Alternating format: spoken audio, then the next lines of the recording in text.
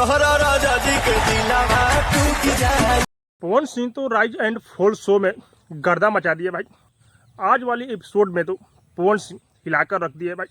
हाँ भाई, rise and fall के मालिक भी जान चुके हैं इस शो का राजा जो है वो पवन सिंह ही है भाई।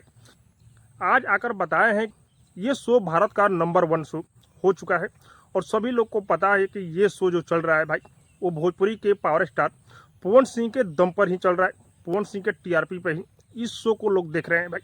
लेकिन पवन सिंह जिस तरह से बोलने लगे हैं भाई, बहुत ही बेहतरीन पवन सिंह खेल रहे हैं आजकल। कोई कुछ भी कहे लेकिन सच बात यही है, राइज एंड फॉल नंबर 1 पर आया है तो पवन सिंह के वजह से ही आया है भाई। आज वाली एपिसोड में तो पवन सिंह के गाना बजा, पवन सिंह और आकृति जिस तरह से डांस किए भाई, सुपर डुपर ब्लास्ट ये डांस होगा और इंस्टाग्राम पर सभी जगह ये डांस ट्रेंड कर रहा है भाई। इंस्टा खोलो या फेसबुक खोलो, हर जगह पवन सिंह ही दिख रहे हैं। इस शो का राजा तो पवन सिंह ही है। भले ही कम बोल रहे हैं लेकिन धीरे धीरे पवन सिंह का भी मुंड बनने लगा है। बहुत ही बेहतरीन खेल रहे हैं।